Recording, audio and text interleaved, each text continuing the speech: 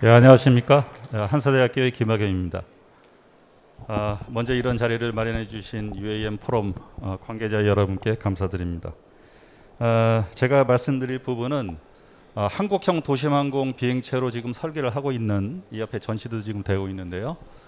일명 리프트 캡슐이라고 명명된 이 비행체의 설계 개념에 대해서 말씀드리도록 하겠습니다. UAM에 대해서는 이미 많은 언론이 장밋빛 전망을 막 써내고 있기 때문에 더 이상 얘기 안 해도 될 것 같고, 기자님들이 그러한 장밋빛 전망을 많이 쓸수록 이 분야에 종사하는 사람들은 고뇌가 더 깊어집니다. 우리만 그런 게 아니라 사실 미국도 마찬가지입니다. 지난 7월에 미국에서 일렉트릭 에어크래프트 심포지엄이 있었는데, 그 자리에서 버티컬 플라이 소사이어티의 마이크 허시버그 사무총장이 이런 말을 했습니다. 왜 eVTOL이 안 되는지 1000개의 이유가 있다. 그것이 되게 하려면 모든 해결책을 만들어야 된다. 이렇게 얘기하겠습니다. 이게 그만큼 어렵다는 얘기가 되겠죠. 그리고 이 자리에서 마이크 허시버그가 현재의 그 UAM의 개발 단계를 그 헬리콥터 개발의 역사하고 비교를 했는데, 현재의 수준은 한 1938년경에 헬리콥터의 어떤 중요한 기술적인 문제가 해결돼 가지고 막 데모 비행을 하던 시기하고 유사하다, 이렇게 얘기를 했습니다. 말인즉슨 갈 길이 아직 멀다는 얘기가 되겠습니다. 그리고 VFS에서는 주기적으로 계속 전 세계적으로 개발되고 있는 eVTOL 항공기를 집계를 하고 있는데, 업데이트를 하고 있는데, 지난 6월 현재 약 500개 정도의 프로젝트가 수행이 되고 있습니다. 대부분이 최근 2, 3년 내에 신규로 개발되고 있는 그런 프로젝트가 되겠습니다. 그래서 보시는 바와 같이 한 5개의 영역으로 나눠서 구분을 해서 계속 업데이트를 하고 있습니다. 그런데 여기서 eVTOL이라는 거하고 UAM에 대해서 조금 구분해서 일단 말씀을 드리고 넘어가겠습니다. eVTOL은 말 그대로 수직이 착륙 항공기를 정기화시켜서 개발하자는 이런 얘기가 되겠고, 그래서 나온 용어고, UAM은 말 그대로 UAM, 그러니까 도심에서 항공기를 운영하자는 얘기입니다. 그러니까 eVTOL은 이런 항공기를 개발해서 어디에서 사용을 할 것이냐, 어떤 목적으로 사용할 것이냐 관계가 없는데, UAM으로 가면은 요거는 말이 달라집니다. 이거를 도심에서 항공기를 운영하겠다는 얘기이기 때문에 이거는 완전히 차원이 달라지죠. 그래서 오죽했으면 나사가 이것을 그랜드 챌린지라고 했겠습니까? 제대로 보고 얘기한 겁니다. 그래서 2018년에 나사가 이러한 그랜드 챌린지를 하기 위해서 어떠한 기술들이 필요하고 어떠한 장벽을 극복해야 되고 이런 거를 보고서로 만들어서 발표를 했고, 다음해인 2019년에 우리나라도 미래 항공기 운영 체계 로드맵이라는 것을 수립을 해서 현재 정책에 반영이 돼서 수행되고 있습니다. 그러면은 이렇게 나사가 구분한 여러 가지 어려움들 중에서 가장 어렵다고 생각되는 것이 무엇이냐? 제가 볼 때는 퍼블릭 어셉턴스입니다. 이게 뭐냐면 말 그대로 대중의 수용성이죠. 쉽게 얘기해서 도심의 항공기들이 한두 대도 아니고 수십 대, 수백 대, 심지어 수천 대가 하늘로 날아다닌다고 생각해 보십시오. 과연 도심지에 사는 사람들이 그것을 수용을 하겠느냐? 이 문제는 아주 중요하죠. 굉장히 아주 브로드한 문제인데, 기술적으로도 아주 여러 가지 브로드한 문제인데 굉장히 중요한 문제입니다. 그래서 여러 가지 항목을 나눠놨는데, 세이프티 같은 경우는 이제 기술적인 분야에 들어가고, 어떤 게 가장 사람들한테 거슬리게 하느냐 하는 걸 먼저 봐야 됩니다. 보통 우리 도심지에서 헬리콥터가 착륙하는 장면 잘 보기가 어렵습니다. 근데 도심지에서 헬리콥터가 허버링하거나 착륙하는 장면을 보면 먼저 그 소음에 압도가 되죠. 앞에서 우리 이덕주 교수님이 소음에 대해서 중요한 사항을 말씀해 주셨지만, 소음에 압도가 되고, 잘 항공에 모르는 사람들이 보면은 일종의 경외심까지 들게 만듭니다. 경외심까지. 그런데 그러한 항공기가 도심지에서 뭐 한두 번도 아니고 수시로 왔다 갔다 하고 이착륙한다고 하면 이거는 이제 사정이 달라지는 거죠. 그거는 경외심이 아니라 그 다음부터는 불쾌감으로 이제 바뀌게 되겠죠. 그래서 그 가장 핵심적인 것이 무엇이냐? 일단은 소음이다. 그래서 일단 소음이 중요하다 해가지고 현재 UAM을 개발하고 있는 업체들은 자신들이 개발하고 있는 UAM이 소음 수준이 세탁기 수준 정도밖에 안 된다 해가지고 이렇게 홍보를 하고 있습니다. 저 아시는 말겠지만 독일에서 만든 볼로콥터입니다. 그래서 이제 그렇게 비행을 하는데, 그러면 여기서 의문 하나, 과연 소음 문제만 해결되면 이러한 항공기들이 도심지에서 비행하는 것을 사람들이 억셉트 하겠느냐 하는 것에 대해서 조금 더 깊이 들어가 봐야 될 것 같습니다. 아주 구체적으로 우리나라 같은 환경에서 도심지에서 운행할 비행체를 한번 설계하겠다 하고 한번 해봅시다. 그러면 언론 같은 데서 이렇게 나오는 듯이 뭐 지상교통 체증이 심하니까 우리가 회사원이 급할 때 택시 부르듯이 에어택시 불러서 타고 우리 저 직장까지 갈 수 있어야 된다. 한번 가정을 해보고 한번 보도록 하죠. 예를 들어서 우리 수도권에서 저 바깥에 거주하는 사람이 교통 환경이 안 좋은데 이거 UAM을 타고 도심지로 가겠다. 그러면 사실은 먼저 뭘 생각합니까? 아파트에 이착륙할 수 있나 이렇게 생각하겠죠. 그래서 아파트의 옥상을 한번 이렇게 보면은 사실은 우리가 헬리패드라는 게 있는데 그 헬리패드의 최소의 크기가 직경 8m로 되어 있습니다. 그래서 이론적으로 보면 우리 아파트의 그 보통 폭이 한 10m는 되니까 이론적으로 헬리패드는 거기다가 설치할 수 있습니다. 그런데 물론 이제 아파트마다 옥상의 구조가 다르고 뭐 엘리베이터 타워도 있고 그러기 때문에 뭐 개조 작업에 들어가야 되겠지만 어쨌든 가능합니다. 예. 그러면은 우리가 뭘 생각해야 되느냐? 아파트 옥상 위에 이착륙하는 항공기는 과연 크기는 어느 정도 돼야 되고, 그다음에 형상은 어떻게 해야 되고, 이착륙할 때 과연 불쾌감을 주느냐 안 주느냐 이거 생각을 해야죠. 그게 제일 중요한 문제죠. 사실은 그 거주하는 사람 입장에서 볼 때는 가장 중요한 문제입니다. 다음에 우리 한국 같은 도심의 구조를 한번 보도록 하죠. 우리나라는 굉장히 과밀한 지역이 많기 때문에 건물이 단면적이 큰 건물이 별로 없습니다. 그래서 예를 들어서 도심을 한번 내가 가져와 봤는데 도심의 대로변에 있는 건물들은 의외로 헬리패드 설치가 많이 되어 있습니다. 이제 저런 건물에 있는 헬리패드는 잘 활용을 하면은 우리가 UAM이 이착륙장으로 사용할 수가 있겠죠. 물론 이제 그 건물에 직장을 가지고 있는 사람들이 주로 이용을 하겠지만, 그런데 만약에 우리가 이를 공공으로 이용을 하겠다고 하면은 공공으로 활용할 수 있는 버티포트라든가 그런 이착륙장이 필요한데 면적이 상당히 좀 넓어야죠. 그런 지역을 사실은 서울에서 찾기가 쉽지가 않습니다. 가능한 방법이 뭐냐? 도로를 2층이나 3층으로 증축을 해가지고 그 위를 이착륙장으로 사용하는 것은 하나의 방법이 되죠. 그럼 어떤 문제가 있습니까? 비행기가 도심지 건물 사이로 내려와야 된다는 얘기입니다. 예.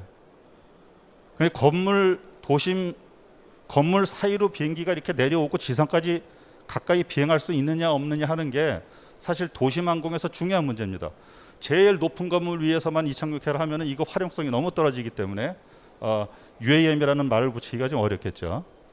그러면은 무슨 문제가 있습니까? 여러분 그 영화 제5원소에서 보듯이 건물 사이로 비행체들이 막 날아다녀야 되는데 우리 그 비행기라든가 헬리콥터 로터 돌아가고 프로펠러 돌아가는 그런 비행기나 헬리콥터 주변에 가보신 분 뭐 있을지도 모르겠는데 상당히 위협적입니다. 저는 수십 년 그 주변에서 살아가지고 잘 압니다.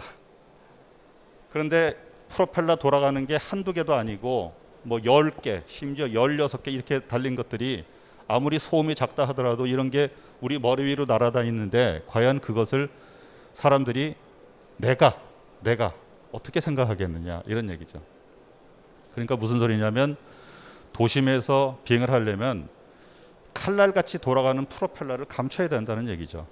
설계자들의 고민이 여기서부터 시작이 됩니다. 그래서 지금까지 프로젝트로 수행되는 그런 어떤 모델링한 것 중에서 이렇게 프로펠러를 안으로 숨긴 이런 그 설계들이 좀 있는데 아무래도 우리가 볼 때는 이게 훨씬 낫죠. 근데 이렇게 설계하기가 얼마나 어려운지를 말씀을 드리겠습니다.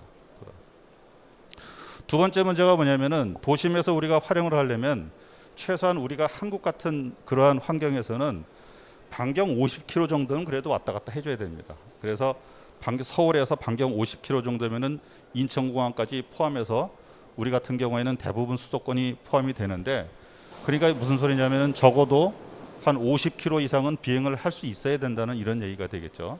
100km. 자, 과연 50km, 100km가 배터리를 가지고 비행이 가능하냐? 여기에 대해서는 이미 외국에서 우리나라도 지금 이제 연구들을 하고 있지만 몇 건의 연구 결과가 있습니다. 비행체의 특성에 따라서 장단점이 있는데 그 멀티콥터 타입하고 그다음에 날개가 달린 리프트 크루즈 타입, 그리고 날개가 이렇게 회전을 하는 틸트윙 타입, 크게 이제 세 부류가 있는데 세 부류에 대한 어떤 기술적인 검토를 한 결과에 따르면 아주 근거리 한 20km 정도 거리에 내에서는 멀티콥터 타입이 효용성이 높고, 그다음에 비행거리가 좀 길어질수록 날개 달린 비행기 효율이 훨씬 높으니까 그렇게 설계를 해야 된다 하는 게 어떤 연구 결과입니다. 그다음에 이제 운영 방법에 대해서도 연구한 결과에 따르면 도심지에서 비행을 하려면 지금 뭐 관심 있으신 분들 유튜브 보면은 뭐 이항이라든가 볼로콥터 비행하는 거 이제 나오는데 보면은 살살살살 비행하지 않습니까? 그렇게 비행해서는 안 된다 하는 게 결론입니다. 속도라든가 또는 강하 속도라든가 강하 각 같은 거를 상당히 조절이 원활하게 가능을 해야지 도심지에서 다양하게 운용을 하는데 효용성이 높아진다, 이런 연구 결과도 있습니다. 그 다음에 과연 어떤 형태로 우리가 그 UAM을 이용을 해야지 쉽게 얘기해서 돈을 벌 수 있겠느냐 하는 거에 대한 연구도 이미 나사에서 마켓 스터디로 한 바가 있는데, 여기서 중요한 결론 두 가지를 말씀드리면 이겁니다. 우리가 언론에서 많이 이제 나오는 것처럼 뭐 에어택시를 우리가 불러가지고 타고 다닌다. 여기서 나오는 결론은 뭐냐면 에어택시는 가능성이 별로 없다. 이게 결론이에요. 왜 가능성이 별로 없냐? 자동차 같은 경우에는 택시는 어디든지 부르면 오고 내가 가자는 대로 가는데, 에어택시는 헬리포트라든가 버티포트 만드는 게 워낙 어려운 일이기 때문에 그거는 가능성이 별로 없다. 그러니까 언론에서 얘기하듯이 뭐 에어택시를 타고 어디 간다, 아주 특정한 경우에나 가능하지 산업적으로 큰 가능성은 별로 없다는 얘기입니다. 그럼 산업적으로 큰 가능성이 있는 그러한 어떤 그 환경이 뭐냐? 우리가 지하철을 깔듯이 에어메트로, 이걸 에어메트로라고 이름을 붙여놨는데 어떠한 특정한 지역들을 갖다가 구축을 해서 그 지역으로 굉장히 비행체를 갖다가 빨리 돌리는 이런 방법으로 하는 것이 효용성이 높다 하는 연구 결과가 있습니다. 다음에 그 시트별로 예를 들어서 뭐 5인승짜리가 더 유용할 것이냐, 2인승짜리가 유용할 것이냐, 아니면 멀티콥터 타입이 더 효용성이 높을 것이냐, 날개 달린 게 높을 것이냐, 이런 거에 대한 연구 결과도 요약을 하자면 어떻게 나오냐면 5인승짜리 별로 효용성 없을 것이다, 이렇게 나와요. 왜냐하면은 시트를 다 채워서 다니기가 힘들다. 항공기는 시트별로 돈을 받아야 되는데 자동차는 자동차 택시 하나 빌리는데 돈을 내지만 비행체는 시트당으로 돈을 받아야 되는데 모르는 사람끼리 여러 사람, 네 사람 같이 타고 다니기가 힘들다 이거죠. 그래서 오히려 시트가 많은 게 불리하다, 이런 결과도 있고, 미국같이 도심지가 쫙 펼쳐진 그런 데서는 멀티콥터 타입은 별로 효용성이 없고 오히려 날개 달린 비행체를 개발해야 된다, 이런 결론입니다. 독일에서 나온 그 연구 결과는 독일의 볼로콥터를 딱 가지고 이제 연구한 건데, 볼로콥터를 자기 무게에 배터리 무게를 3분의 1 달고 비행하는 거리가 30km밖에 안 됩니다. 그런데 이제 날개를 달면 비행의 효율성이 굉장히 좋아지니까 수직 이륙을 하면서부터 바로 전진 속도를 줘가지고 비행을 하니까 훨씬 더 먼 거리를 비행할 수 있다, 그런 얘기죠. 그러면은 설계하는 사람들 입장에서는 당연히 날개 달린 거로 설계를 하겠죠.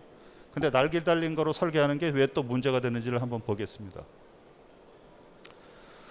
배터리 문제가 아주 중요한데 이게 이제 배터리 가지고는 도대체 비행거리가 안 나오니까 하이브리드로 해가지고 내연기관 같이 써가지고 하는 그런 연구도 있는데 그런 연구 결과도 역시 멀티콥터 타입은 근거리, 그다음에 조금 더 장거리. 여기서 장거리 해봤자 한 150km 정도밖에 안 됩니다.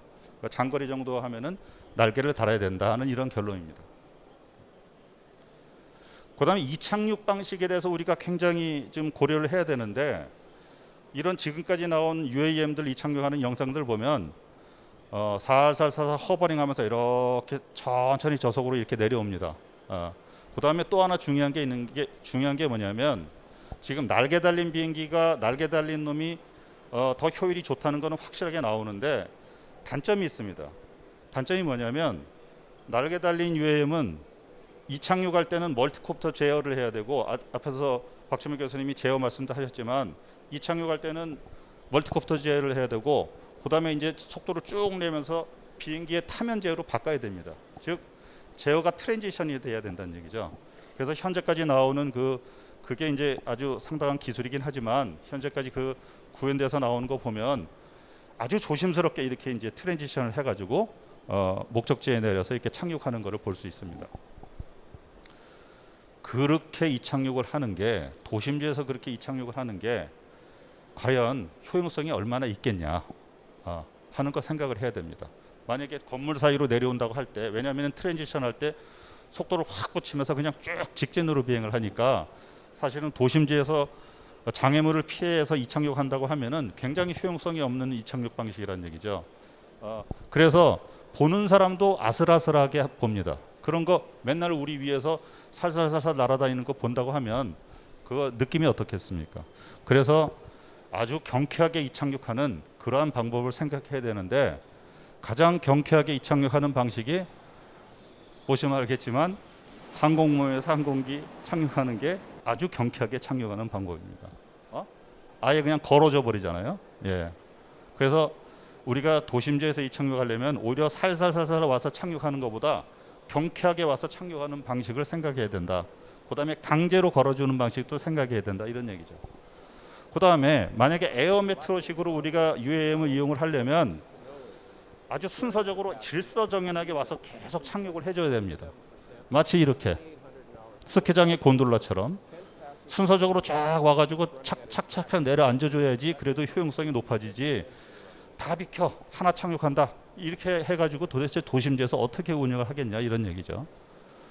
그 다음에 그러한 아까 제어 문제를 얘기했는데 제어를 갖다 트랜지션 하는 것이 도심지에서 썩 좋은 방법은 아닙니다. 그렇다고 뭐 안 좋은 것도 아닌데 우리가 뭐 틸트로터라든가 이런 항공기의 효용성은 얼마든지 있으니까 그런데 오히려 멀티콥터 제어 방식이 헬리콥터 제어 방식이 훨씬 더 기동성이 좋습니다. 저게 아주 퀵 착륙하는 거를 제가 가져왔는데 말하자면 제가 이거 세 가지를 왜 보여드리냐면 과밀한 도심지에서 이착륙을 하기 위해서는 사실은 이 세 가지를 섞어놓은 방식의 이착륙 개념을 가져야 된다 이런 말씀을 드리는 겁니다. 그러니까 비행체도 이렇게 세 가지를 결합을 한 방식의 이착륙을 할 수 있도록 설계를 해야 되고 이착륙장도 강제로 걸어줄 수 있는 장치까지 만들어야 된다는 얘기죠. 단순하게 현재 헬리패드에 이착륙하는 것을 생각하면 안 된다 이런 얘기입니다.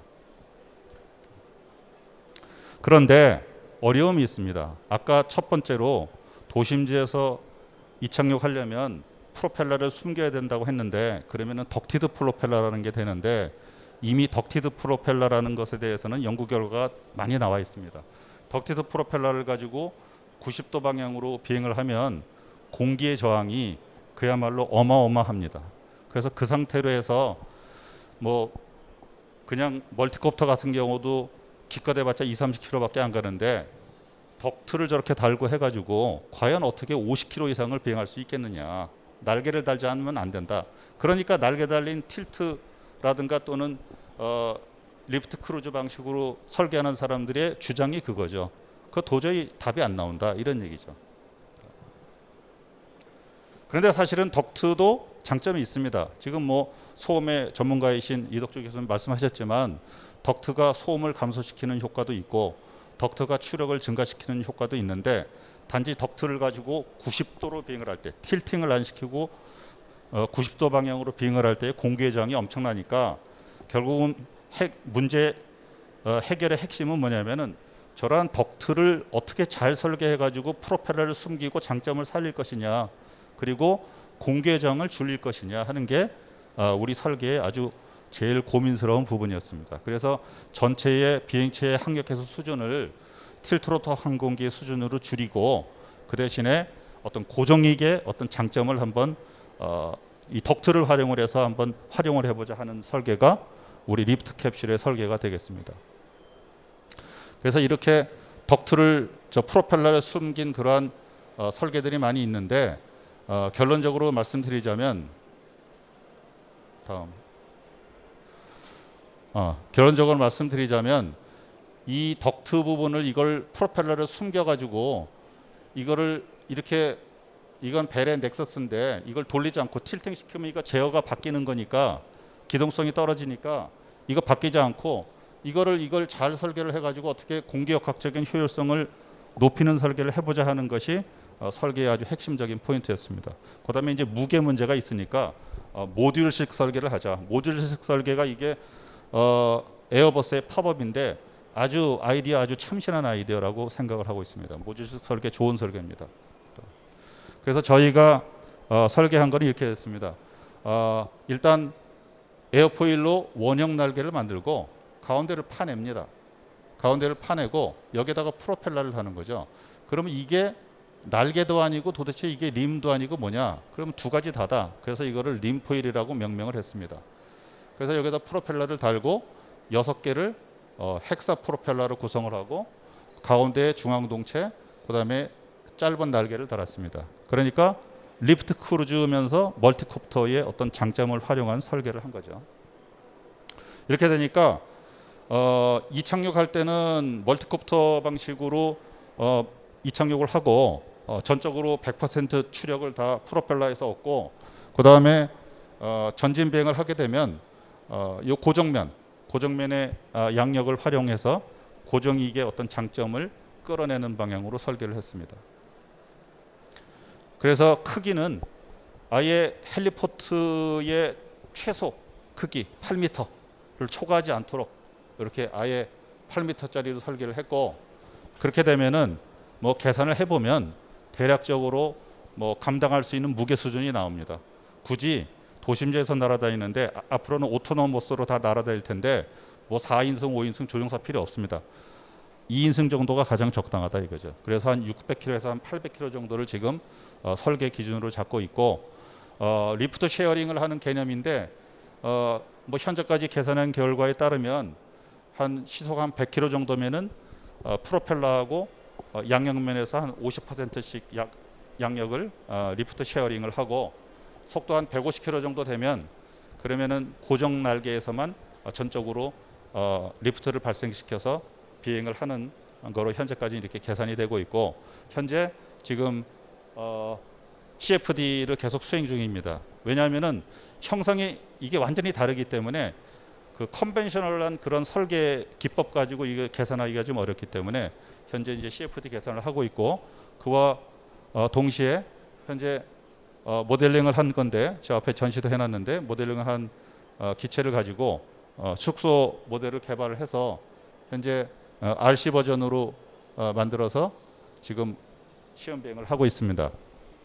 그래서 RC 버전으로 일단 비행을 하고 현재 계속 비행을 하고 있는데 지금 이제 허버링 위주로 정지 비행의 어떤 그 기동성 위주로 비행을 하고 있고, 이제 프로펠러를 가동해 가지고 전진 속도를 주는 그러한 시험을 할 예정입니다.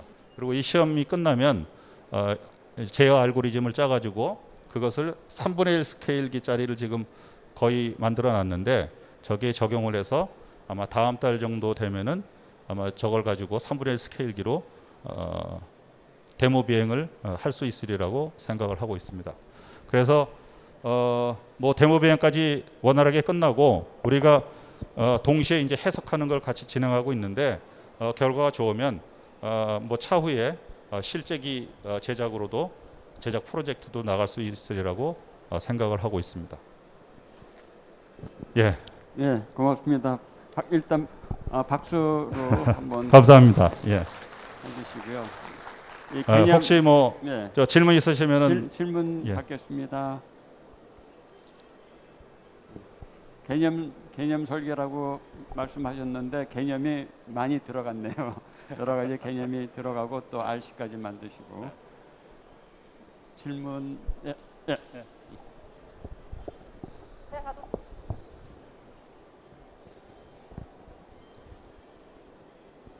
네, 안녕하세요. 저는 국민대학교에 다니고 있는 학부생입니다.